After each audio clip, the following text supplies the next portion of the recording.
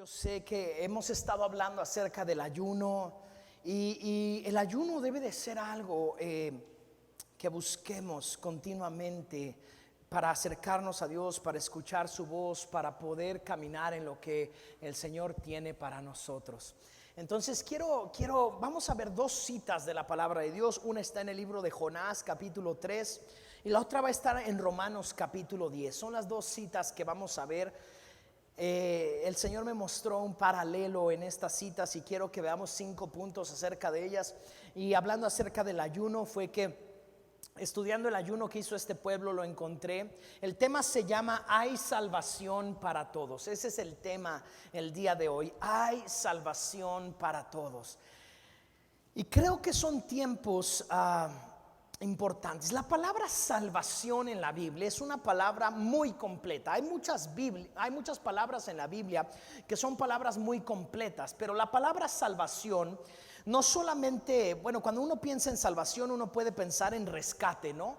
Como que, ay, me salvó de que me atropellaran, ay, me salvó de que me pasara eso. Y sí, eso es parte de la salvación. Pero en el contexto bíblico, la Biblia no fue escrita en español. La Biblia fue escrita, bueno, primero fue pasada en tradición oral, sobre todo los primeros libros de la Biblia, cuando todavía no, la escritura no era algo común. Era pasada de generación en generación de manera memorizada. Los niños a los 13 años aprendían los primeros 5 libros de la Biblia. Y luego tú y yo, mi hermano, ni 5 versículos no sabemos, ¿verdad? Pero bueno, los niños de 13 años se sabían los primeros 5 libros de la Biblia de memoria y hacían su fiesta de graduación a los 13 años y recitaban la palabra de Dios de memoria. Es una práctica importante memorizar la palabra de Dios. Pero bueno, la palabra salvación en hebreo, en griego, son palabras que hablan acerca de restauración, acerca de sanidad, acerca de salvación, acerca de rescate, acerca de libertad. Entonces muchas veces la misma palabra griega o la misma palabra hebrea, a veces la Biblia al español la traduce como sanidad. A veces la palabra la traduce como salvación, a veces la traduce como libertad, a veces la traduce como rescate. Y yo quiero decirte que hay salvación para cada persona alrededor de nosotros. Dios quiere hacer una obra en cada uno de nosotros. Y ese es el tema que vamos a ver el día de hoy. Si tú recuerdas la historia de Jonás, la historia de Jonás es de esas historias bíblicas que pueden parecer un cuento de niños, más bien. ¿Por qué? ¿Qué es lo más famoso de Jonás? Bueno, como en la historia de Pinocho, como cuando se lo traga la ballena. Así la historia de Jonás. Entonces muchas veces hay personas que desacreditan la historia de Jonás por el hecho de que estuvo en la boca de un pez durante 3 días. No, eso es un cuento, eso no sucede. Mi hermano, hay muchísimas cosas que han pasado en la historia de la humanidad que podríamos decir que son cuentos, que son cosas de otro mundo, pero son cosas que suceden. Pero de todas maneras, lo más importante tal vez no es si se lo tragó un pez, si no se lo tragó, si estuvo en la boca, más bien no se lo tragó, sino más bien si estuvo en la boca del pez durante 3 días. Lo más importante es que Jonás recibe un mensaje de Dios. Recibe un mensaje de Dios y lo primero que hace Jonás es decir, yo no quiero dar el mensaje. Yo no quiero dar el mensaje. ¿Por qué? En la historia de Jonás vemos a Jonás y vemos a un pueblo llamado Nínive. Este pueblo Nínive era un pueblo bárbaro. Acordémonos algo, antes de que el cristianismo permeara en la sociedad, los pueblos bárbaros era lo común en la sociedad. Eran pueblos que sacrificaban a sus hijos, eran pueblos que mataban a sus esposas, eran pueblos sanguinarios, eran pueblos violentos, eran pueblos que se tenían que defender con la violencia. Y la gran mayoría, hablando de casi todos los pueblos, normalmente tenían muchos dioses a los cuales les hacían sacrificios humanos. Estamos hablando que el pueblo de Nínive tenía un dios famoso, el dios Moloch, que era un dios donde en sacrificio a él entregaban a sus hijos en el fuego. a los bebitos en el fuego. Yo sé que esto suena algo atroz el día de hoy, algo horrible, algo impensable, algo que seguramente derechos humanos, la ONU se metería para hacer algo, pero eso fue cuestión de todos los días por milenios. Mi hermano, nuestra tradición en los aztecas, los mayas hacían lo mismo, hacían lo mismo. Y entonces el pueblo de Israel fue el primero que empezó a dejar de hacer eso. Cuando Dios le pide a Abraham que no sacrifique a Isaac, en ese momento Dios dijo: a mí no me gustan los sacrificios humanos, los detesto. No me sacrifiquen a sus hijos, no me sacrifiquen a sus esposas, no me sacrifiquen a nadie, porque yo lo detesto. Y el pueblo hebreo fue el primero que empezó a ir en contra de la corriente. Imagínate, todos los pueblos alrededor hacían lo mismo. Acuérdense, en Egipto estuvieron cautivos por 400 años, regresan a la tierra prometida, pero el pueblo de Israel sabía que eso era algo detestable. Estamos hablando de pueblos que hacían orgías, que tenían glotonería, que había una depravación sexual, porque otros de los sacrificios que hacían todos los pueblos en aquel entonces eran sacrificios sexuales, donde hacían orgías y hacían una clase de depravaciones. Y el pueblo de Israel fue el primero que empezó a decir: no, no a esto.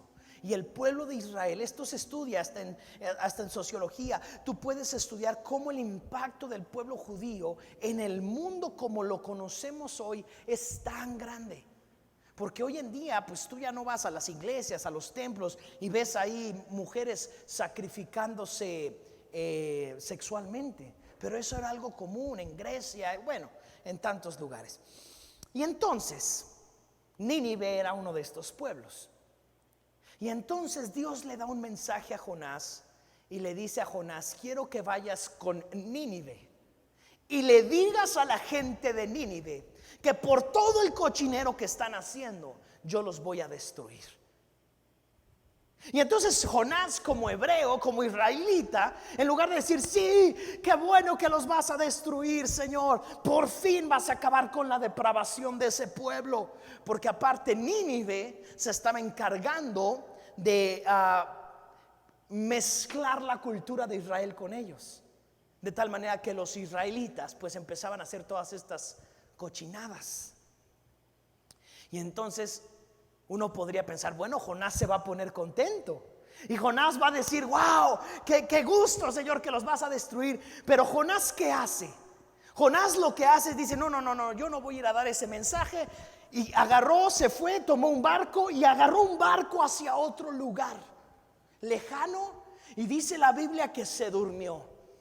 Yo me imagino a Jonás diciendo: no, yo no quiero saber, no quiero escuchar nada de Dios, porque muchas veces cuando Dios te dice algo, muchas veces va a ser algo que no te gusta. Dios a veces, Dios es bueno para meter el dedo en la llaga, y entonces te dice algo que no quieres escuchar, algo que no quieres oír. Entonces, no, Señor, esto como que no es para mí. Y eso es lo que hizo Jonás. Se fue corriendo para otro lado, tomó un barco y se durmió. No quiero saber nada. Pero ese barco se empezó a sangolotear con el viento, con las olas, con el huracán, con todo eso.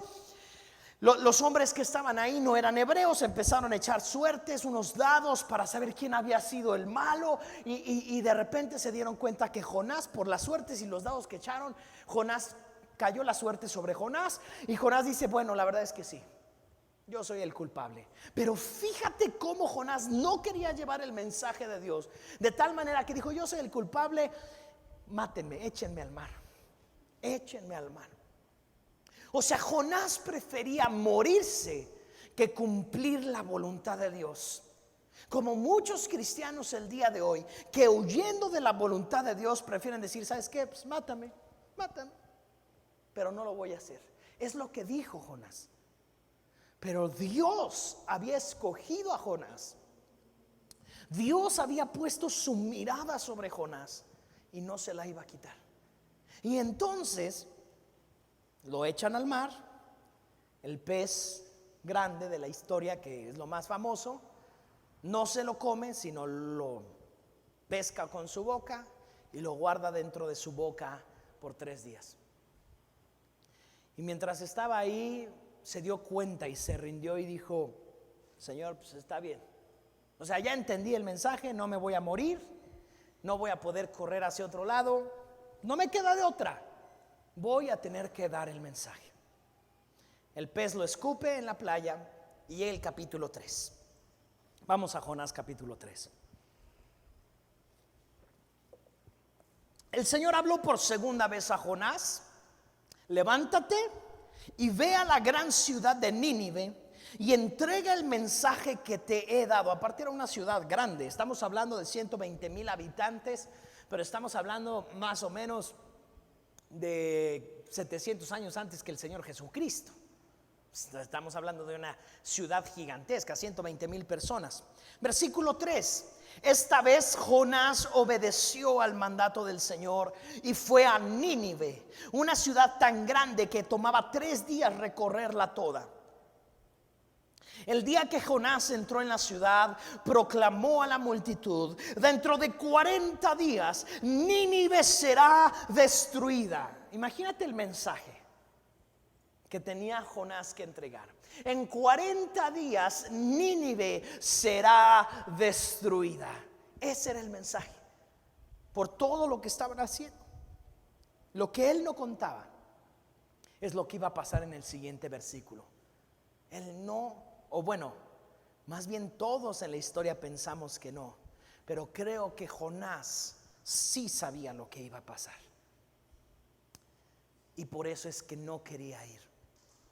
Versículo 5 dice: entonces la gente de Nínive creyó el mensaje de Dios, y desde el más importante hasta el menos importante declararon ayuno, y se vistieron de tela áspera en señal de remordimiento. Cuando el rey de Nínive oyó lo que Jonás decía, bajó de su trono, se quitó sus vestiduras reales, se vistió de tela áspera y se sentó sobre un montón de cenizas. Entonces el rey y sus nobles enviaron el siguiente decreto por toda la ciudad: nadie puede comer ni beber nada, ni siquiera los animales, hasta los perritos los pusieron en ayuno. Tienen que vestirse de luto, y toda persona. Me brinqué un poquito. Entonces, en versículo 7, entonces el rey y sus nobles enviaron el siguiente decreto por toda la ciudad: nadie puede comer ni beber nada, ni siquiera los animales de las manadas o de los rebaños. Tanto el pueblo como los animales tienen que vestirse de luto, y toda persona debe de orar intensamente a Dios. Imagínate. Ahora acuérdense de algo: Nínive no eran cristianos, Cristo ni había nacido. Nínive no eran hebreos, pero qué impresionante que creyeron el mensaje de Jonás. Jonás llegó ahí a regañadientes. ¿Cómo habrá sido el mensaje de Jonás? Pues Jonás se paró y esta ciudad en 40 días va a ser destruida. Y caminaba por las calles: esta ciudad en 40 días va a ser destruida. Esta ciudad en 40 días va a ser destruida. Esta ciudad, imagínate, 3 días Jonás estuvo yendo por toda la ciudad. Dice que 3 días se tardó. Y el único mensaje era: esta ciudad va a ser destruida en 40 días. Y yo creo que por ahí alguno le ha de haber preguntado: oye, pero ¿por qué? Bueno, por todo lo que están haciendo, por todo lo que no dejan de hacer, porque están haciendo sacrificios humanos, están haciendo orgías, están haciendo esto. Dios va a destruir esta ciudad. 40 días predicando, 40 días de aquí para allá. A veces pensamos, somos necios en pensar que nuestras acciones no van a provocar nada, pero absolutamente todas nuestras acciones van a provocar algo. Y la obediencia de Jonás provocó algo en ese pueblo. Yo no sé qué vieron en Jonás. La palabra de Dios no nos habla más de Jonás. Ahora, digo, está impresionante lo del pez que lo guardó 3 días, pero Jonás no fue de esos profetas que hicieron descender fuego del cielo como Elías. como Eliseo. Ellos resucitaban a los muertos. Bueno, no sabemos si Jonás es así, porque no se habla más de Jonás. No nos da más datos la Biblia de Jonás. No sabemos quién es. Lo único que nos platica es que fue a predicar a regañadientes. Es lo único que nos dice. Muchas veces tú y yo vamos a tener que obedecer a Dios a regañadientes, sin querer, o sea, sin tener el deseo de hacer algo. Sigo leyendo, vamos a seguir nada más para terminar esta parte de la historia. Tanto el pueblo como los animales, versículo 8 dice, tienen que vestirse de luto. Toda persona debe de orar intensamente a Dios, apartarse de sus malos caminos y abandonar toda su violencia. Había 3 cosas que pidió el rey, bueno, o 4. Número 1, no comer nada, ni los animales. Número 2, orar intensamente a Dios. Número 3, apartarse de sus malos caminos, cambiar su vida. Número 4, abandonar toda su violencia. Fíjate, esto en la Biblia es un verdadero arrepentimiento. La palabra de Dios enseña que esto es un verdadero arrepentimiento. Y esto es lo que tenemos que hacer. Fíjate, el ayuno debe de ser de esta manera. Ayuno, dejar de comer, dejar de beber, oración intensa, abandonar mis malos caminos y abandonar mi violencia. Eso es un ayuno. Eso es lo que debemos de hacer cuando ayunamos. Que nuestra vida sea cambiada, que nuestra vida sea transformada. Y es lo que hizo todo el pueblo. Versículo 9. ¿Quién sabe? Puede ser que todavía Dios cambie de parecer, contenga su ira feroz y no nos destruya. Eso era como que, bueno, pues, ok, en 40 días nos destruyen, el Señor nos va a destruir, pero ¿y qué tal que hacemos que Dios cambie de parecer? ¿Qué tal si podemos lograr que Dios haga algo? Versículo 10.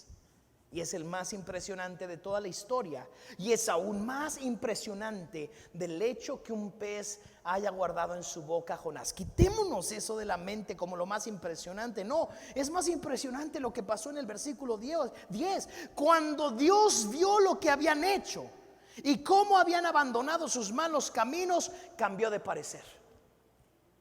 Eso es lo más impresionante. Porque Dios es Dios. Dios es soberano. ¿Qué significa la palabra soberano? La palabra soberano significa que ninguna influencia debería de cambiar eso. Y que Dios hace lo que quiere, cuando quiere, como quiere, porque quiere. ¿Por qué? Porque es Dios, porque es el creador del universo. Hay personas que cuestionan a Dios. Mi hermano, ¿cómo podemos cuestionar a Dios si nosotros somos una hormiga en este universo? Si el planeta Tierra es del tamaño de una hormiga en el tamaño del universo, ¿qué podemos decirle a un Dios que creó todo eso? No hay nada que podamos decirle. Y Dios cambió de parecer. Eso es lo más impresionante. Cuando tú y yo sepamos que nuestro ayuno y nuestra oración tiene la capacidad de hacer algo tan poderoso como esto, es cuando vamos a ayunar y cuando vamos a orar intensamente. Es cuando verdaderamente vamos a poner las cosas en manos de Dios y vamos a creer, Señor, tú eres el Dios de lo imposible. Pero ¿sabes una cosa? Aquí vemos al pueblo orando, buscando a Dios y ayunando. Y hay muchas personas que quisieran que Jonás hubiera sido el que hubiera ayunado, orado. Pues que no Jonás es el elegido de Dios. Que no Jonás es el profeta. Pues que él se ponga a ayunar por todo Nínive y si Dios quiere que lo salve. No. Muchos errores que cometemos como cristianos es pensar que por la palabra del pastor, por la oración del pastor, mi vida va a cambiar. No, eso es un error. Eso no pasa. Eso no pasa. Tu matrimonio no mejora por lo que el pastor te diga. No.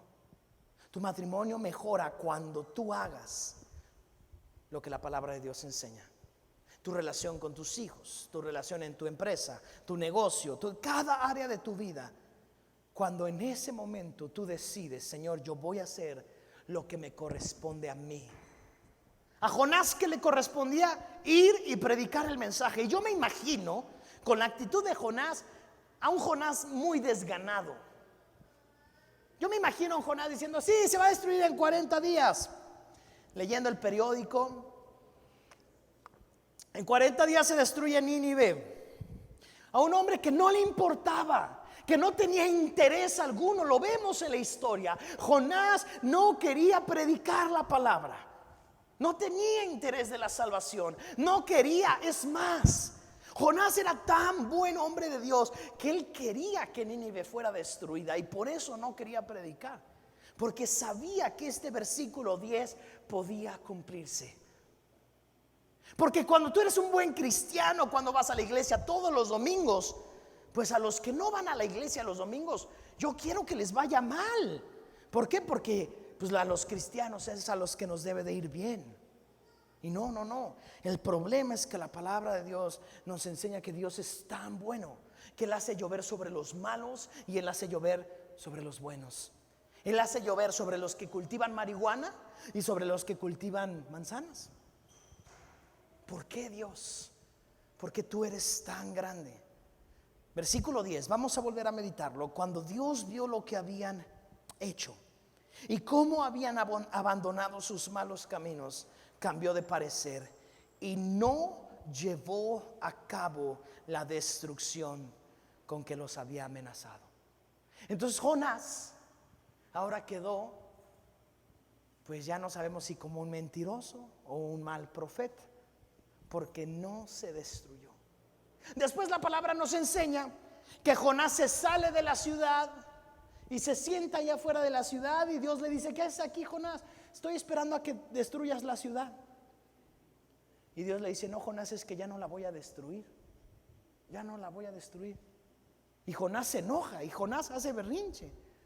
¿Para qué y por qué?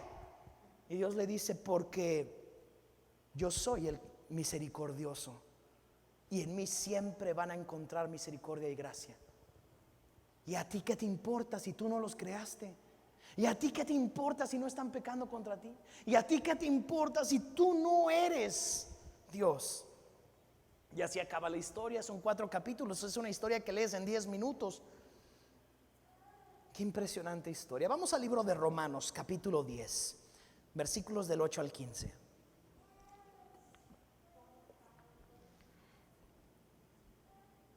Dice el versículo 8, Romanos 10, 8. En realidad dice, está citando Pablo otra parte de la escritura: el mensaje está muy al alcance de la mano, está en tus labios y en tu corazón.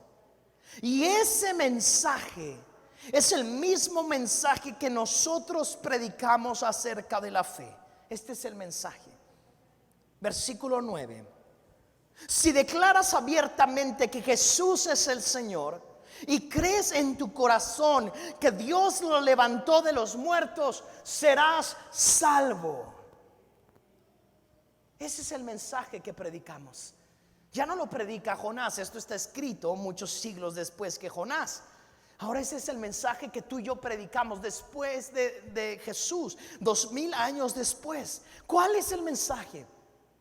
El mensaje no es: debes de ir todos los domingos a la iglesia. No. A la iglesia venimos a cantar, venimos a escuchar la palabra, venimos a disfrutar la presencia de Dios, a conocer otros hermanos en la fe. Pero la iglesia no da salvación. El pastor no da salvación. Los dogmas, los ritos no dan salvación. Aquí dice: si declaras abiertamente que Jesús es el Señor y crees en tu corazón que Dios lo levantó de los muertos, serás salvo. Pero entonces no tengo que portarme bien para ser salvo. No, tienes que portarte bien por amor a aquel que te salvó. Portarse bien en la vida del cristiano es un resultado. Aparte de eso de portarse bien, es como algo muy subjetivo, pero es el resultado de la salvación que Jesús nos ha dado. O sea, si yo decido diezmar en mi iglesia, es porque amo a Jesús, porque Él me salvó. Si yo decido ir el domingo a la iglesia, es porque Jesús me salvó. Es porque quiero tratar de regresarle algo a Dios por lo bueno que Él ha sido. El problema de muchos cristianos hoy en día es que piensan que por diezmar, por ofrendar, por ir el domingo a la iglesia, por servir, por hacer, entonces me estoy ganando un pedacito de cielo. No, no hay manera en la que te ganes un pedazo del cielo. El cielo solamente lo pudo pagar una persona. La eternidad y la vida eterna solamente la pudo pagar una persona llamada Jesucristo. Tú y yo no la tenemos que pagar. No es gratis, es regalada. La pagó Jesucristo y nos la da a nosotros como regalo. No fue gratis, la pagó Jesús. Pero entonces, fíjense la similitud con esto. ¿Qué hicieron los de Nínive? Bueno, ayunaron, cambiaron su manera de vivir. Pero pues Jonás lo único que hizo fue decir: arrepiéntanse porque en 40 días esto está destruido. Y ahí pudo haber habido una lucha con los hebreos. Los mismos hebreos pudieron haber dicho: no, Jonás, no prediques salvación para ellos, no prediques rescate, que se mueran. ¿Por qué? Porque son malos, son personas malas, son personas violentas, son personas que creen en ídolos, son personas que tal y tal y tal y tantas cosas. Pero ¿sabes qué, mi hermano? Todo se acaba cuando creemos en Jesucristo. Todo se acaba en Jesucristo. Ahí se acaba. Cuando nosotros verdaderamente rendimos nuestra vida a Jesucristo y dejamos ya de compararnos con otros hombres, mujeres, cristianos y no cristianos para ver si yo soy más bueno o no. No se trata, porque no se trata el cristianismo de quién es más bueno. El cristianismo se trata de Jesucristo. De eso se trata. Y es lo mismo que Dios le dijo a Jonás: ¿por qué te enojas? No se trata de ti la vida. El problema es que nos enojamos como cristianos cuando le va mejor, cuando le va mejor a una persona que no hace el bien. Nos enojamos y nos ponemos furiosos.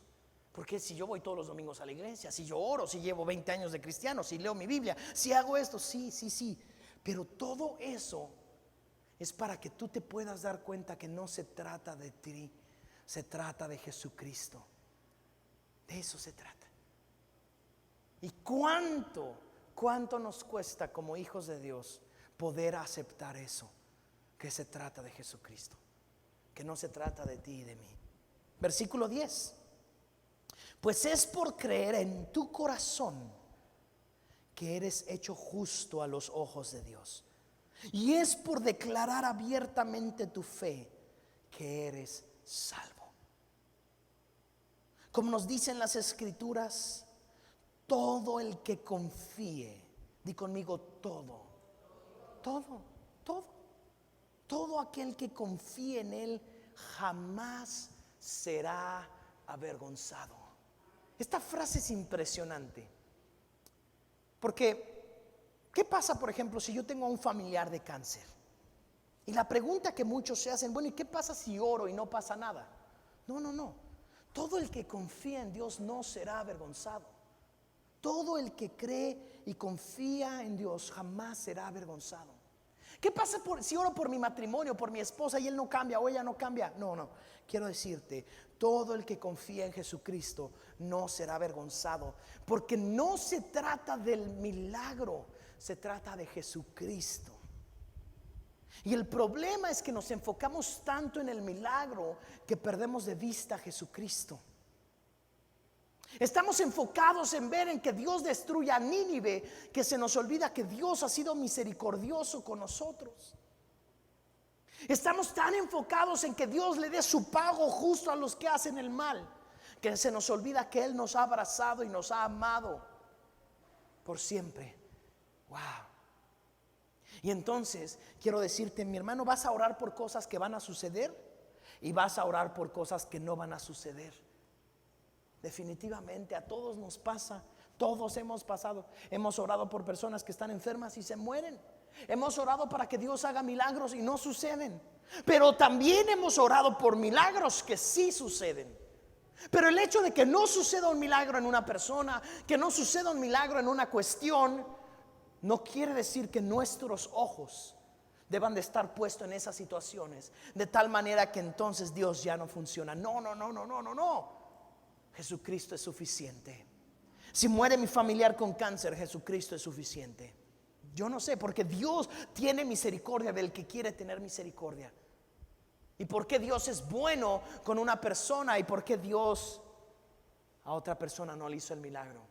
Yo no sé, porque yo no soy Dios. Y es más, esa pregunta, si tú te la haces, tenemos que aprender a quitarla de nuestra mente. ¿Por qué? Porque hay muchas veces que no va a haber una respuesta. ¿Por qué pasó esto en mi vida? No lo sé. No lo sé. Y todos los que estamos aquí pasaremos por eso. Se muere un familiar, ¿por qué, Señor? Se murió. O sea, los familiares se mueren. Todos vamos a pasar aquí por la muerte de un ser querido, cercano. Algunos mucho más cercano que otros. Y la gran mayoría de las veces no sabremos el por qué. El versículo 10, voy a retomarlo. Pues es por creer en tu corazón que eres hecho justo a los ojos de Dios. Y es por declarar abiertamente tu fe que eres salvo. Como nos dicen las Escrituras, todo el que confía en Jesús jamás será avergonzado. Versículo 12. No hay diferencia entre los judíos y los gentiles en ese sentido. Ambos tienen al mismo Señor, quien da con generosidad a todos los que lo invocan. Y fíjate cómo dice, no a las personas que se portan bien, no a los que se han ganado los milagros, no a los que van todos los domingos, no, dice, Él es generoso con todos los que lo invocan, porque Dios es bueno, porque Dios es fiel.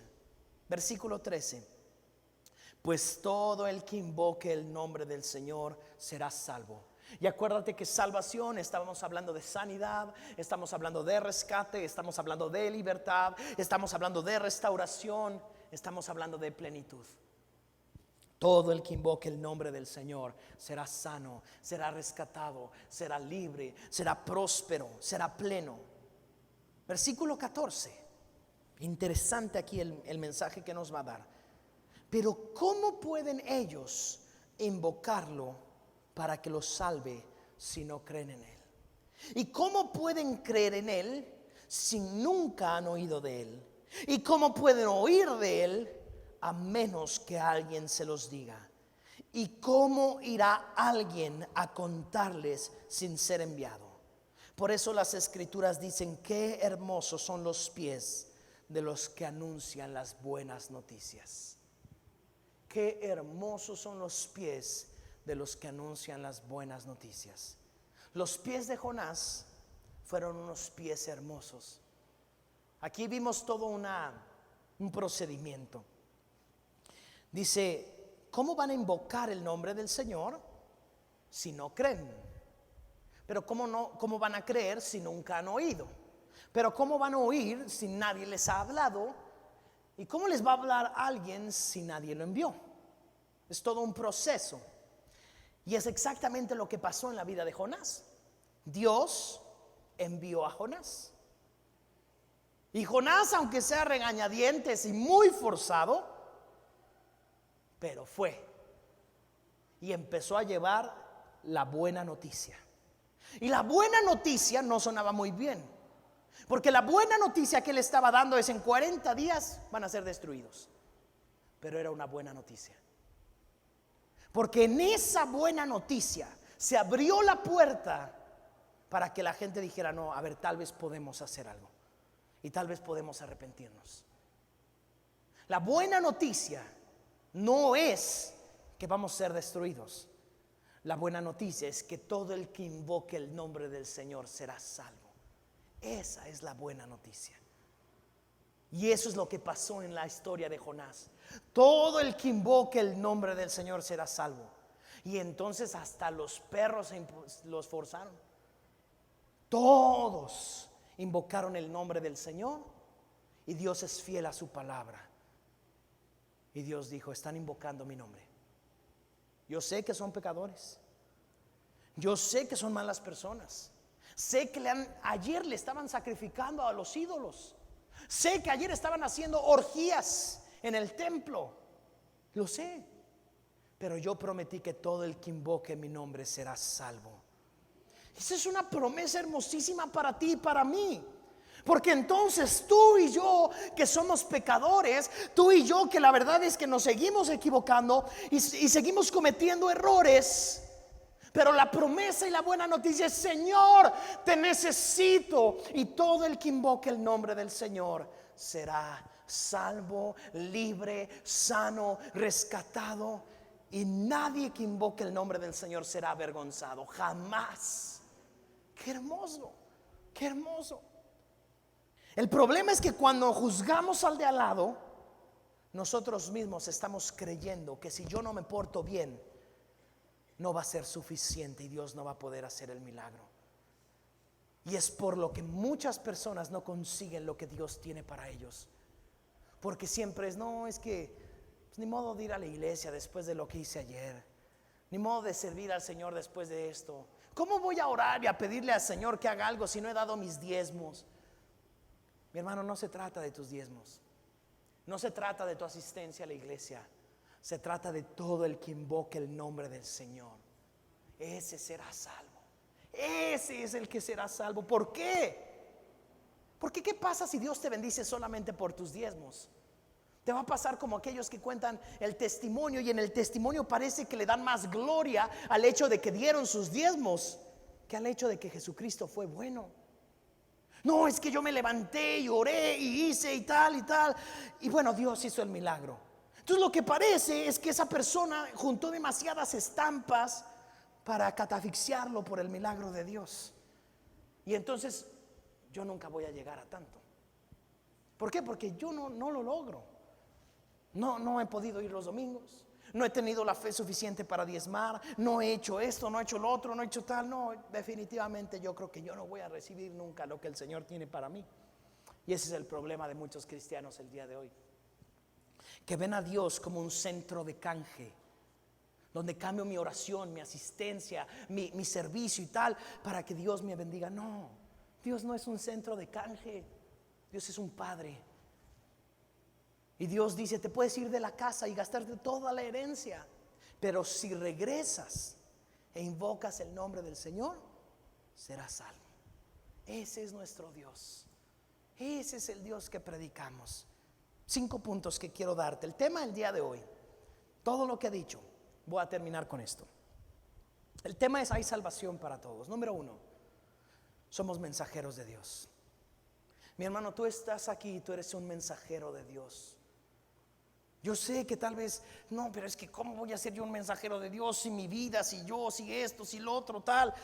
Mi hermano, eres un mensajero de Dios. Y tal vez como Jonás vas a necesitar un pez que te force a ser un mensajero de Dios. Pero quiero decirte que eso ya no te lo quitas. Eres un mensajero de Dios. Y Dios te va a poner al lado de ti a personas deshechas, personas como las de Nínive, simplemente para que tú puedas darles el mensaje.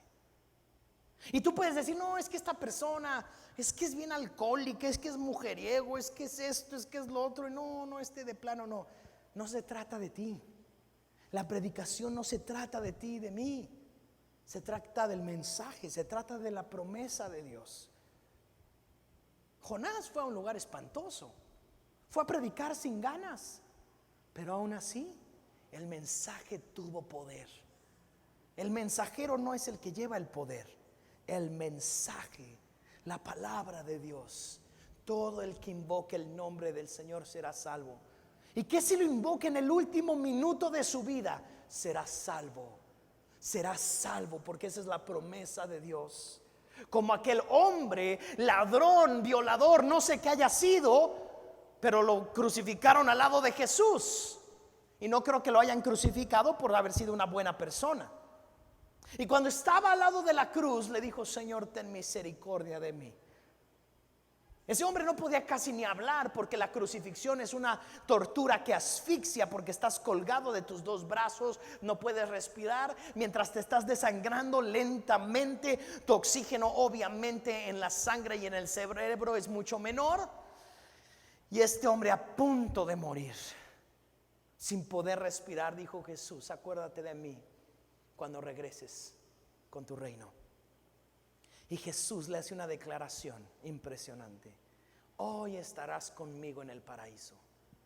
No mañana, no en 1000 años, hoy estarás conmigo cenando en el paraíso. Wow.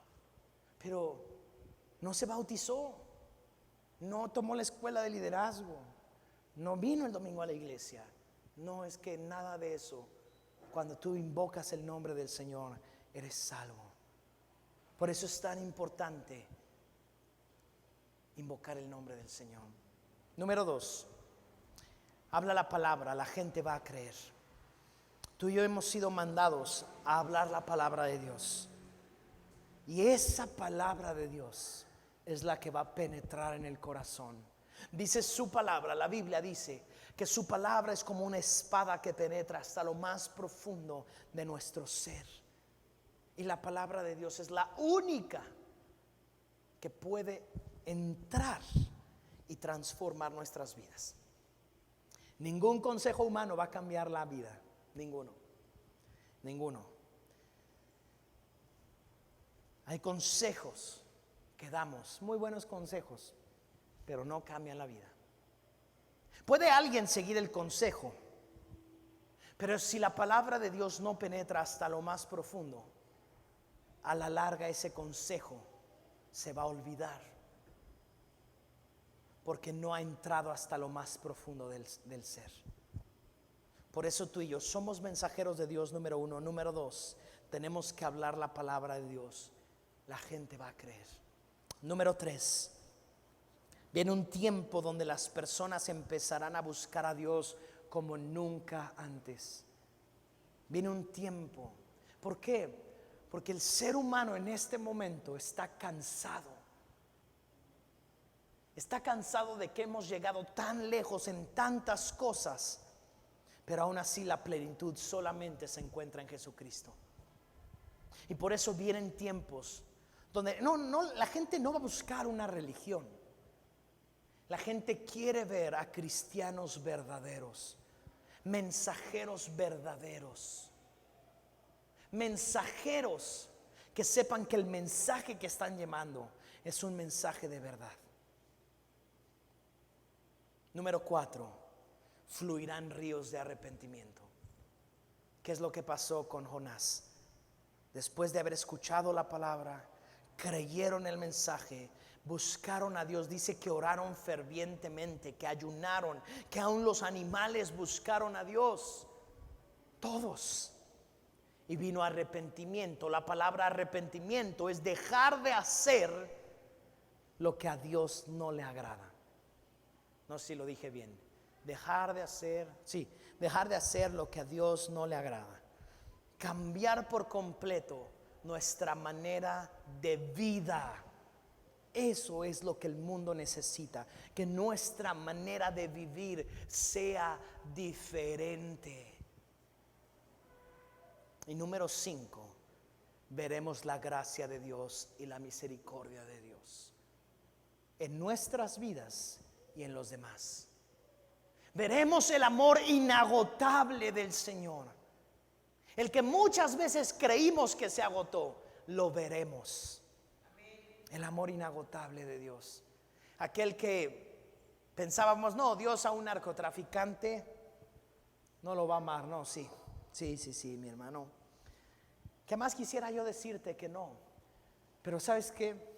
El amor de Dios es tan grande, tan hermoso, que aún aquellos que han hecho cosas tan malas, para ellos también hay gracia y misericordia de Dios. Y no sabemos si aún en el último momento de sus vidas se arrepentirían. Y después de haber vivido una vida horrorosa, horrible, espantosa, se salvarían. Wow. A ti y a mí no nos alcanza el amor para hacer eso. A ti y a mí no nos alcanza la gracia, porque lo veríamos y diríamos: es que no puede esta persona. ¿Cómo va a ser salva esta persona después de todo el daño que hizo? Pero nuestro Dios es tan bueno que no podemos ni siquiera comprender el amor de Dios y cómo su amor es tan grande. Mi hermano, el día de hoy viene un tiempo donde como iglesia tenemos que ser enviados, porque nuestro mundo cada día se parece más a Nínive, y tú y yo somos esos Jonases que tenemos que ir. Tú decides si vas a ir por tu propio pie o si vas a necesitar un pez que te va a llevar. Pero Dios te ha escogido y tenemos que llevar el amor de Dios y tenemos que predicar la palabra de Dios a todos. Pero es que es este y tiene todos los errores. No importa, porque la gracia de Dios es para todos, y es tiempo donde tenemos que llevar esa gracia. Y mi oración, mi petición el día de hoy a Dios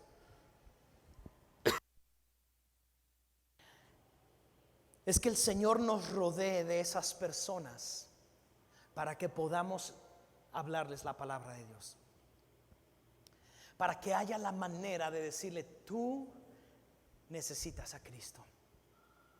Pero si yo hago esto y hago esto y hago esto, no, lo que menos necesito es de Dios. No, sí.